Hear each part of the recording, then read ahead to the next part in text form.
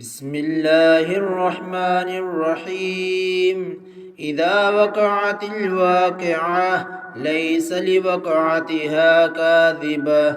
خافضة رافعة. إذا رجت الأرض رجا وبست الجبال بسا فكانت هباء منبثا وكنتم أزواجا ثلاثة فأصحاب الميمنة ما أصحاب الميمنة وأصحاب المشأمة ما أصحاب المشأمة والسابقون السابقون أولئك المقربون في جنات النعيم ثلة من الأولين وقليل من الآخرين على سرر موضونة متكئين عليها متقابلين يطوف عليهم ولدان مخلدون بأكواب وأباريق وكأس من معين لا يصدعون عنها ولا ينزفون وفاكهة مما يتخيرون ولحم طير مما يشتهون وحور عين كأمثال اللؤلؤ المكنون جزاء بما كانوا يعملون لا يسمعون فيها لغوا ولا تأثيما إلا قيلا سلاما سلاما وأصحاب اليمين ما أصحاب اليمين في سدر مخدود وطلح منضود وظل ممدود وماء مسكوب وفاكهة كثيرة لا مقطوعة ولا ممنوعة وفرش مرفوعة إنا أنشأناهن إنشاء فجعلناهن أبكارا عربا أترابا لأصحاب اليمين ثلة من الأولين وثلة من الآخرين وأصحاب الشمال ما أصحاب الشمال في سموم وحميم وظل من يحموم لا بارد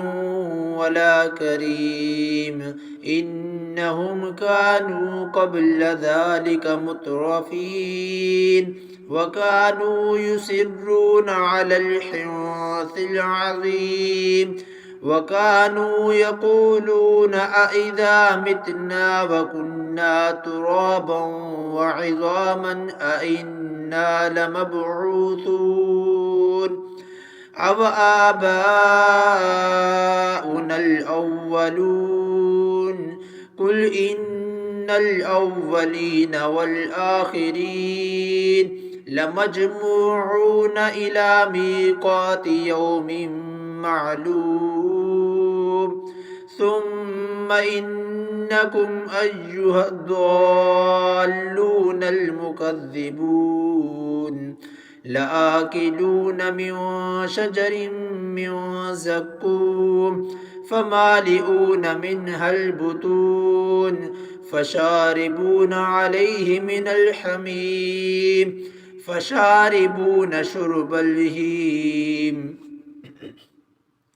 هذا نزلهم يوم الدين نحن خلقناكم فلولا تصدقون أفرأيتم ما تمنون أأنتم تخلقونه أم نحن الخالقون نحن قدرنا بينكم الموت وما نحن بمسبوقين على أن نبدل أمثالكم وننشئكم فيما لا تعلمون ولقد علمتم النشأة الأولى فلولا تذكرون أفرأيتم ما تحرثون أأنتم تزرعونه أم نحن الزارعون لو نشاء لجعلناه حطاما فظلتم تفكهون إنا لمغرمون بل نحن محرومون أفرأيتم الماء الذي تشربون أأنتم أنزلتموه من المزن أم نحن المنزلون لو نشاء جعلناه أجاجا فلولا تشكرون أفرأيتم النار التي تورون أأنتم أنشأتم شجرتها أم نحن المنشئون نحن جعلناها تذكرة ومتاعا للمقوين فسبح باسم ربك العظيم فلا أقسم بمواقع النجوم وإنه لقسم لو تعلمون عظيم إنه لقرآن كريم في كتاب مكنون لا يمسه إلا المطهرون تنزيل من رب العالمين أفبهذا الحديث أنتم مدهنون وتجعلون رزقكم أنكم تكذبون فلولا إذا بلغت الحلقوم وأنتم حينئذ تنظرون ونحن أقرب إليه منكم ولكن لا تبصرون فلولا إن كنتم غير مدينين ترجعونها إن